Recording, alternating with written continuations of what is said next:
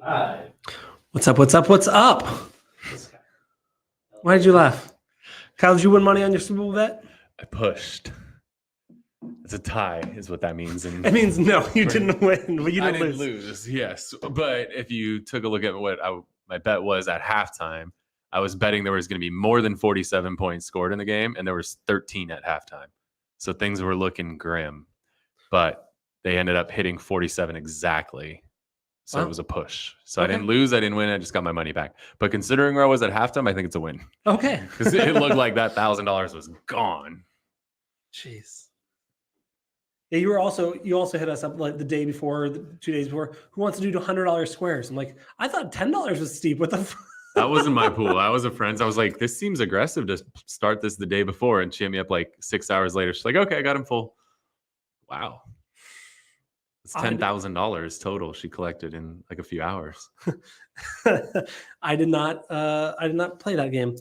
All right. You ready to go? Let's go. All right.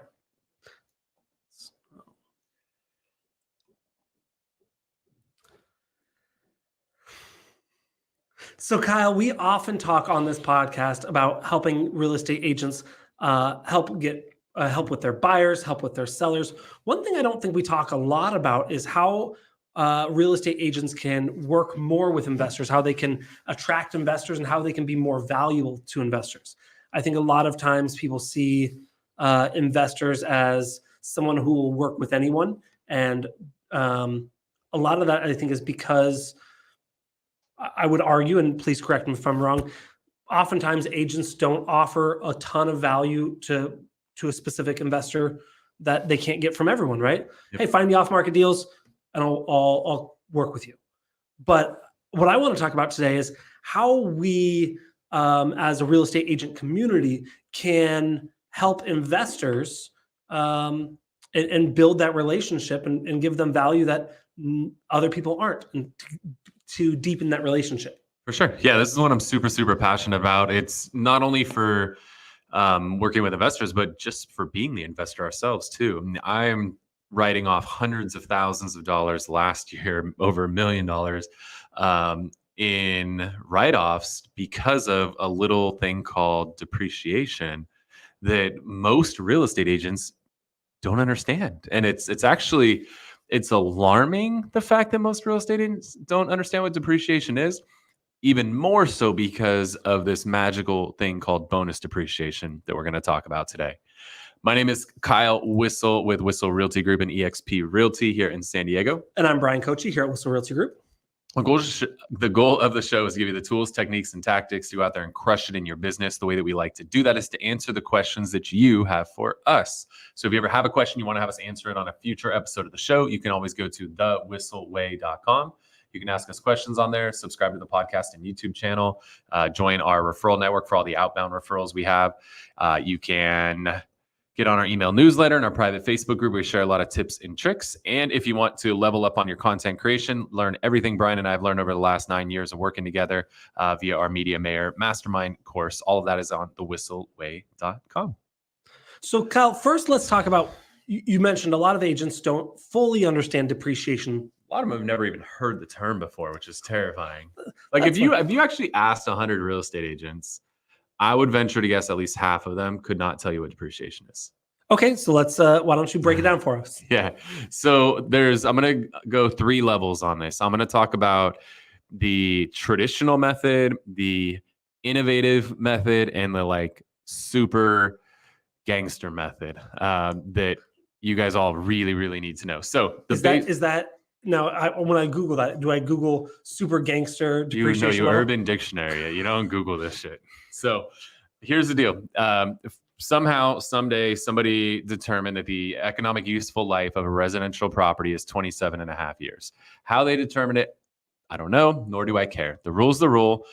You tell me the rules of the game, and I will play the game to the fullest potential. So they determined that the economic useful life of a property is 27 and a half years. What they're allowing you to do is take the value of the property, now not the land, the property itself, the actual real property, So let's just say you're here in California, your land value tends to be a lot higher on a percentage basis. If you're in the Midwest, your land value tends to be a lot lower. So it's going to vary from area to area, but most of the country, the land value is about 20% of the total value of a property.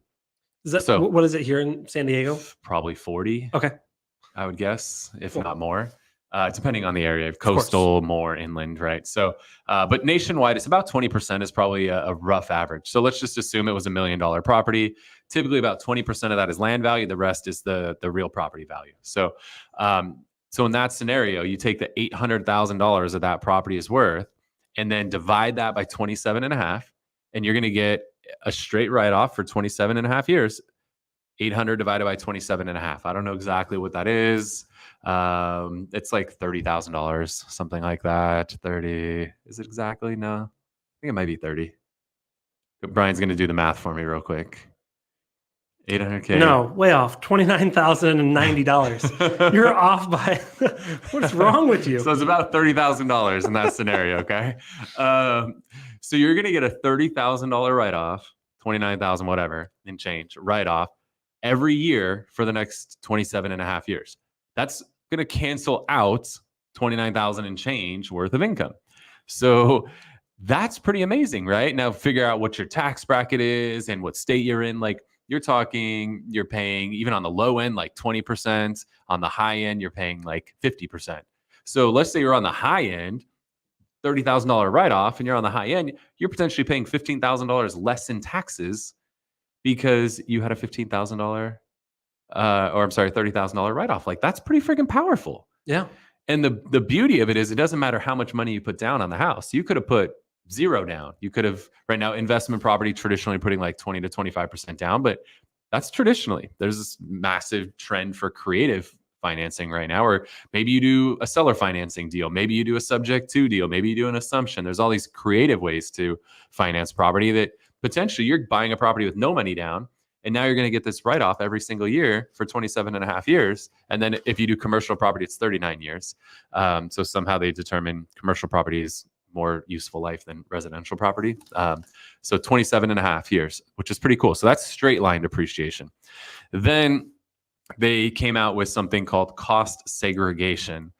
So segregation is like the term means, they segregate things into different buckets. Typically for residential property, they put it into 4 buckets total. They segregate out things that have an economic useful life of 5 years, 15 years, 27 and a half years, and then land. They break it in those 4 buckets. So what falls in the like 5-year bucket? They're going to look at literally like the carpets, the walls, they're looking at every component, right? They segregate out every component of the building. Carpet's probably a 5-year type thing, right? Whereas a roof is probably like a 15-year thing. Where the framing of the house is a 27 and a half year thing, right? So they're going to take every little component of the house and they're going to put it in one of those 4 buckets: 5-year, 15-year, 27 and a half year land. So they break it all out. And now each one has its own schedule. So instead of 800 divided by 27 and a half, you're actually going to push a lot of it forward. Some of it you're going to push forward and do it all over 5 years instead of 27 and a half. Some of it's going to be over 15 years, and then some of it's going to be 27 and a half years. So you can front load more of that depreciation in the first, very heavy in the first 5 years and more heavy in the first 15, and then it'll be lighter for the last 12 and a half years of it. So this allows you to front load and get more depreciation up front, less depreciation on the back end. But the reality of it is a lot of people don't own these things forever. They own them for 5 or 10 years and they sell them and move on to the next property and the next property. So cost segregation breaks down, it segregates all the components of the property, puts them into those 4 buckets, and then you get to accelerate some of that and move it forward. Quick question. So just give me a guesstimate of how much in a percentage wise is in that 5-year bucket. Ooh. Because we said I the don't land know, is but about, I know in the both the 5 and 15-year bucket is about 20 to 30%. okay. And so, and the land, we already said it It's about nationwide is about 20%. 20%. Yeah. So the other 50% is 50 to 60% is in that 27 and a half. Yeah. So, okay, cool. Yep. So that's cost segregation. And then here's the super gangster One. Super gangster. Yeah, super gangster. So there's this thing called bonus depreciation. In 2022, bonus depreciation was 100%. What that allowed you to do is anything that was in the 5-year or the 15-year category, now instead of breaking that up over 5 years and 15 years, you get it all in year one, which is super gangster. Because So that's again 20 to 30%. 30% of the property value all in year one. So at an $800,000 property, that's like $150,000, $250,000 in year one of write-off. So instead of $30,000 for 27 and a half years, you're potentially looking at $200,000+ in year one, which is super gangster. This is a great way to save a ton of money on taxes. So in 2022, it was 100% of whatever was in the 5 and 15-year buckets you got to do in year one. Last year, that dropped to 80%. This year, 60%. Next year, 25, 40%. And then in 26, going down to 20%. Well, there's a bill that's already passed through the House.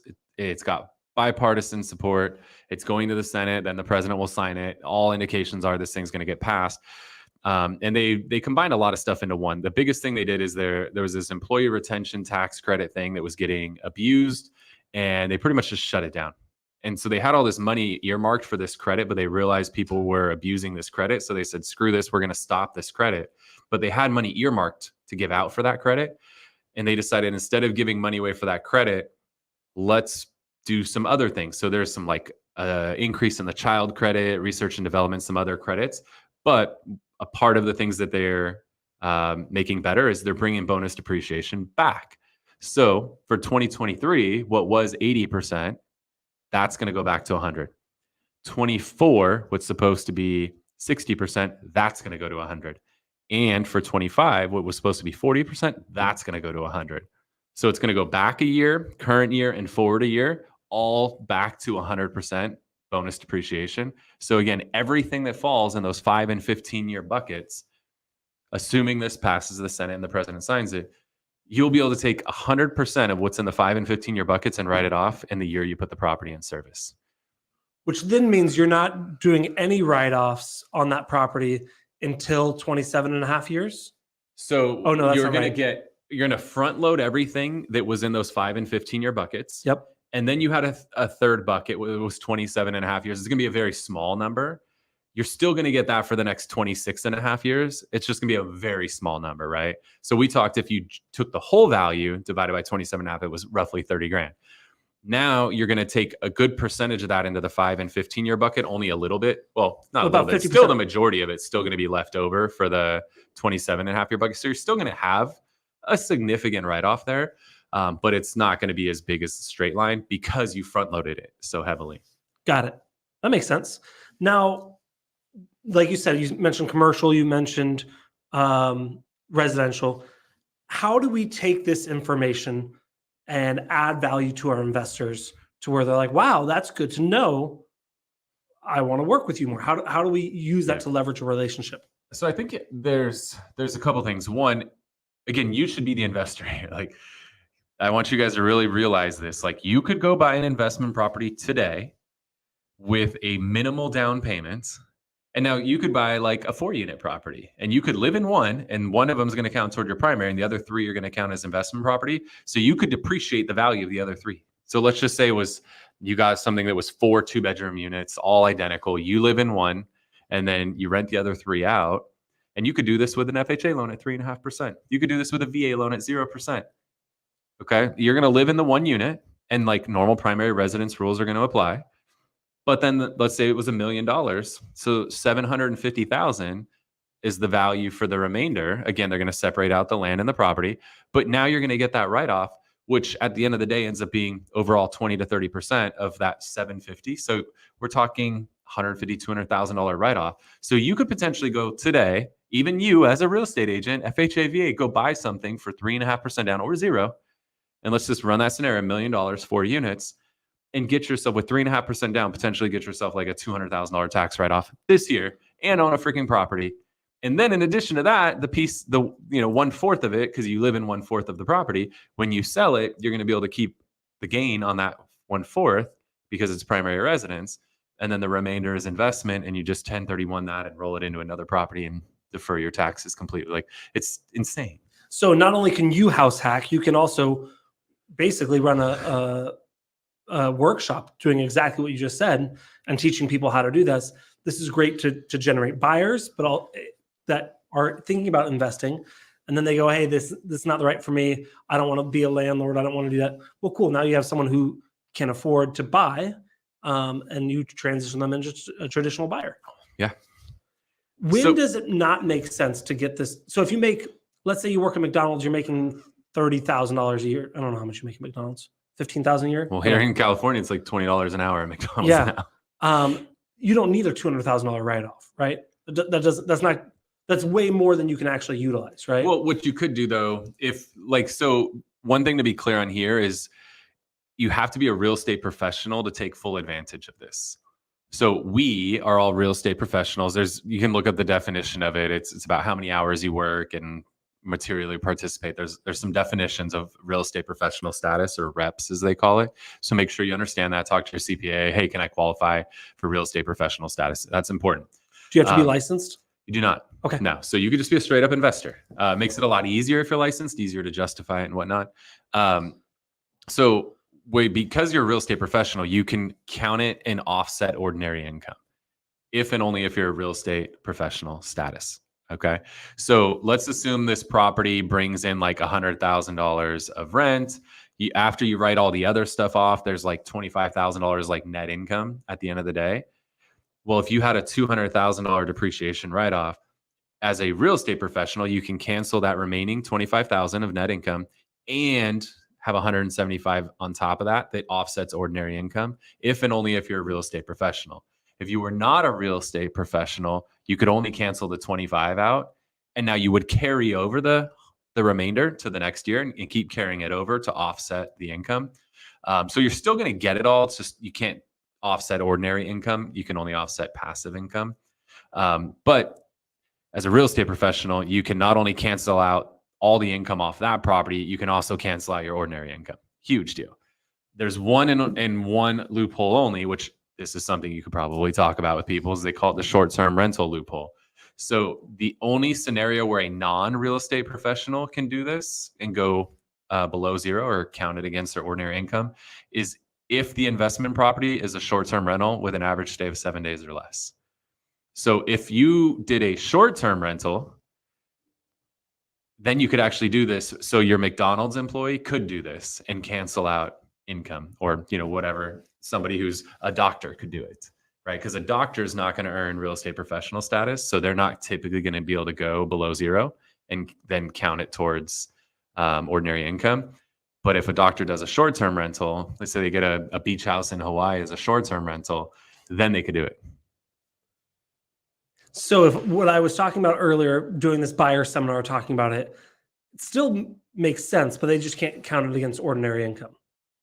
Unless it's a short-term rental, or they can qualify for real estate professional status. Now, and you got to talk to your CPA about that. I get that. Yeah. I'm not going to try to go deep in the definition of it. We're going deep enough, plenty here. Yeah. Now, you said you can carry it over year after year after year. Is there a certain number of years that you can carry it over until it expires? Or I'm sure there is. I don't know that answer off the top of my head, so I don't want to answer it incorrectly. I think I've heard, the reason why I know that there's a limit on some things is the reason I think I know, I was talking to someone about solar, and I think you can carry that over for up to 5 or 7 years. So I was curious if this one had a date as well. Yeah, I'm not 100%, so I'm not going to guess or read one quick article and answer. So we have straight line depreciation, cost segregation depreciation, bonus depreciation. Yes. Obviously you're very excited about bonus depreciation. Yes. Is there ever a situation where straight line depreciation is better than bonus depreciation? I don't know. I'm sure somebody's going to find some way, but off the top of my head, I don't see a logical way. And let's run with this too, right? Like I got a Tesla Cybertruck recently. You did? I haven't Yeah. noticed. Oh, you better believe I'm going to ride this motherfucker as long as it lasts. So there's another thing called Section 179 in the IRS code. Says if you get it, there's certain vehicles that qualify, but one of those is if it's a truck over 6,000 pounds, 6-foot bed, there's all these criteria. And you use it at least 51% for work, which for me, odds are the Cybertruck's going to be used 100% for work. So you could take the entire value of that asset under Section 179 combined with bonus depreciation and write the entire thing off up front, like $100,000+ right off up front, regardless of how much money you put down on the vehicle. You could put $0 down on the vehicle and take $100,000 write off like that. So bonus Because of depreciation, bonus depreciation. it's It not also just applies to airplanes. You could buy a plane. I was waiting for this to happen so I could buy my airplane. Yes. If you're listening and you're like, when is it time to buy my airplane? It's once this passes. Next 2 years, buy a plane. That's the official notice. I'm on the clock now. I've been wanting a plane for a long time. So I got 23 months right now to get it together. But as long as you bought it, 24 and 25, right? We're a month and a half into 24 right now. So you have 24, that's right. 10 and a half. I forgot months. it was 24. Yeah, 10 and a half months plus 12. So you got 32 and a half months. And so like you said, it goes back a year. So anything that you retroactive to last year too. So if you bought a property last year and it was an investment property, you can go back, do the cost seg on it, and then you could bonus depreciate 100% of whatever was in the 5 and 15-year buckets. So I think that's an important note that I think we glazed over. You said you have to do the cost seg on it. This is a process that you go through. You hire someone, you pay them a couple grand. It depends on the property, whether or not they can do it like a desktop version or they need to physically come out to the property. So there's some variables. On the low end, like $3,000 maybe. Okay. It's a few $1,000s on the low end. It could get more expensive. Like on this property that we're in now, which my office building, guess what? We did a cost seg on this office building too. That one, they had to physically come to the office, put eyes on it and all that. And so, I mean, there's never like a top end, but average between 3 and 10 grand ish, or is probably pretty safe. Okay. Yeah. Cool. Yeah. If you guys need a contact to do a cost seg for you, DM me on Instagram at Kyle Whissel, and I'll send you over my contact for that. Cool. I'll get you dialed in. So I guess the last thing, just what's the opportunity is you got to put this out there to people. Like you got to let them know this opportunity. Like, hey, do you want some fat write-offs? Like I can help.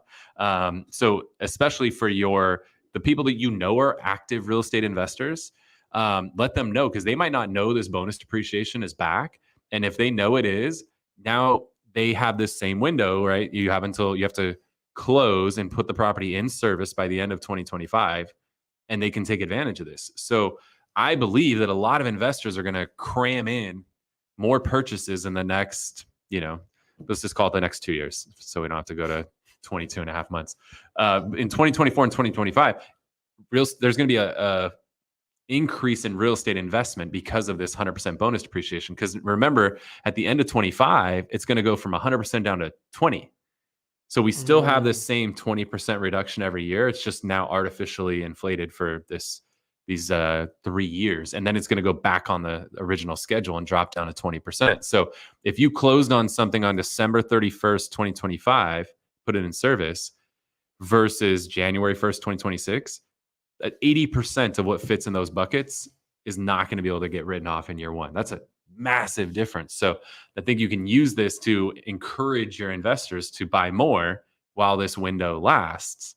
And then additionally, make sure you understand the short-term loophole. That's available to everybody, not just your investors. So maybe you create some content around the fact that if you have a client who's been thinking about getting a short-term rental and they need some write-offs, like boom, you just taught them how to save a ton of freaking money on taxes. Now, we talk about saving money on taxes, and that's always goofy. Is this one of those things that we have to add a disclaimer? We're not your CPA, talk to your accountant, blah, blah, blah, blah, blah, blah, blah. Yeah, right. I'm just sharing my knowledge on this stuff. So talk to your financial advisor, your CPA, confirm everything we're telling you, all that fun stuff. But I can tell you that I had enough losses in 22 to carry $1 million in losses over into 23. This office was a big part of that, right? This was a 7-figure write-off because of cost segregation. So this office that we are in, 7 figures worth of write-off because of the office that we sit in today. So this is how the uber wealthy minimize their taxes, is by using depreciation for things like real estate. Now, when you reach out to your investors, so when you reach out to someone who's thinking about buying a unit and living in one and renting out the other three, they probably don't know this. Very likely. When you talk to your investors that they do this for a living, I think some of them will understand, but I bet you there's a ton of people that own investment property that are not aware of even a cost segregation, let alone bonus depreciation. Most people are just doing the straight line 27.5-year deal. Now, you could retroact this too. If you bought something in 22 or 23, like, you could go back and still do this. so does it make any sense as a strategy to look at homes that were bought in 2023 that were bought by investors that aren't short-term rentals and hit up those investors and say, "Hey, did you know you can do this?"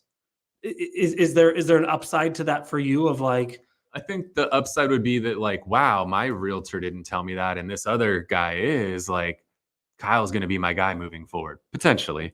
okay, Now, if I was a cost seg company, like, I'd be marketing to those people, especially like now that it's retroactive to 23, like going back to all those people, because some people might have been like, it's not, it's going away. So maybe they didn't do it, but I think there's a strategy there for sure. cool. Yeah, you guys have to understand this. This is a big fucking deal. Like, this is how I cancel out the majority of my income legally, by just using the rules, right? The government makes these rules. You just play by the rules, but you play it to the fullest extent, and you can eliminate a significant amount of your taxes that you're currently paying while building a real estate portfolio at the same time. Where can someone learn more information about this? So like, that's cool. You gave me 25 minutes of information. I want to understand everything. Yeah, the person I follow the most for this stuff is Mark J. Kohler, MarkJKohler. He's who I follow pretty heavily for tax related stuff. So that's my main guy. So he's talking about, there's tons of other people out there that you can follow, but he's been my go-to source, who's very aggressive. And he's like a CPA and financial, all that stuff. Like, you could hire him if you want. I actually interviewed with his firm to talk about working with him. I wasn't super impressed, but his content is great. Because, he's like other things, like, right, if you call, you're not working with Mark directly, you're working with one of his people. I think we just happened to get a person who wasn't great that day, didn't know how to pitch.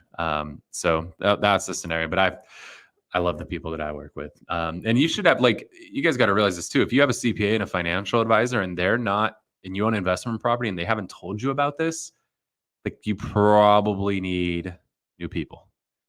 Like, if you own investment property and they've never once mentioned to you a cost seg at a minimum, ideally bonus depreciation, if they're not mentioning this to you, if I'm the first person telling you about this, you probably have the wrong people. Fair. Save that clip. All right. You good? Yeah, I think so. All right, awesome. Well, hopefully you guys got some value out of that. If you did, if you're watching on YouTube, hit the thumbs up button. Let us know. If you have some questions, throw them in the comments section. Brian and I will personally respond to all of those. If you want more of our content on YouTube, hit the subscribe button and a little notification bell. And if you're listening on a podcast platform, if you could hook us up with a review, those mean the world to us. And then obviously hit that subscribe button so you get notified whenever we drop new podcast content. And before we wrap, Brian, one of the things we like to do is share something we refer to as the Whissel widget of the week. This is something we utilize in our business that saves us time, makes us more money, or just helps us have more fun. I think you're going to make fun of me for this one. Oh, Jesus. You know what, though? I like it a lot. So I utilize batteries in my life every day, especially when I was doing a lot more photography. I was utilizing batteries in my flashes. As real estate professionals, I'm sure you utilize AA's, AAA's, and things like, I don't think lock boxes have them anymore, but like your measuring tape and all that sort of stuff. And so I have gotten away from these, but then I realized not all batteries are created equal. I remember this as I'm replacing batteries in my kids' toys every other day, and they're all screwed in there. So I've got to get the screwdriver and do this whole thing. So recently I remembered there are batteries, they're lithium batteries They're lithium AA batteries. And there's the alkaline batteries, there's rechargeable batteries, but the lithium batteries, what are great about them is they're super long lasting. I would use these in my flash and my camera, and they would last 3, 4, 5 times longer than my AA batteries. And so I love having these batteries, especially in something that you're going to use every day. Like I said, your little laser pointer measuring tape, or anything that you're using that it would really suck if you're out in the field and the batteries die. I use the energy ones. You can tell that they're the lithium batteries. They're all silver and they're a lot lighter. I don't know why, but they are. But that's my widget, is the lithium AA batteries. Kyle hates it. You know what? I don't care. I use them. I bought them. I like them. Sorry. Way to add a lot of value. They're great batteries. I believe you. Especially for like my kid's nightlight that goes out every like 4 nights, and they freak out. I'm like, I need a new battery. You got to get one that plugs in the wall, dude. They don't like that one. All right, mine. This is just a little subtle feature update that Facebook made recently that I so dumb. Appreciate. So one of the things, there's a lot of times you're running and gunning, you're busy, but you see like a post in a Facebook group or something like that, and you're like, oh, I want to find out what people have to say about that. So there used to be something that was like, follow this post or get notified, something like that. They've added something to it. So there's actually 2 versions of this now. So if you see a post that you like, you can hit the 3 little dots up in the top right-hand corner. And then you're going to go to get notified about this post. And there's now 2 options in there. There never used to be 2. One option is to get notified when anytime there's a comment on a post. So there's been many times I've seen something in a group and I'm like, I don't have a response to this, but I want to see what other people have to say. So that's where I would use the get notified. Then in addition to that, there's a reminder about this post. So that I would use in a scenario where there's a post in a group and I want to say something, but I just don't have the time to say it in the moment. And I want to come back to it. Maybe I want to think through my response. Maybe I'm a 49ers fan and I'm pissed off and I want to say something to a Chiefs fan, but maybe I don't want to say it when I'm heated in the moment. I want to come back to it later. Like you hit the remind me later, and then you can tell it when you want it to remind you so you can come back to it and craft a post. So just a subtle little change that Facebook made not too long ago that I've actually found to be really valuable, right? And back in the day, people used to type like parked or put a period or following. Like you don't have to do any of that. Like just get notified about this post. You'll get notified about the post without having to put a stupid comment in there. Basically, when you do that, you're just telling people you're technologically illiterate. But you're also helping people out. If you're adding comments to their posts, you're helping the algorithm. I don't know if a period helps. I don't know if Facebook's like, yeah, that's great content. Somebody commented period on it. So using both the get notified and schedule to later. I love both of those features in Facebook. Cool, guys. Well, again, hopefully we added a lot of value for you this week. I'm Kyle Whissel with Whissel Realty Group and eXp Realty in San Diego. I'm Brian Kochi. We'll see you next week. That content's good. It's just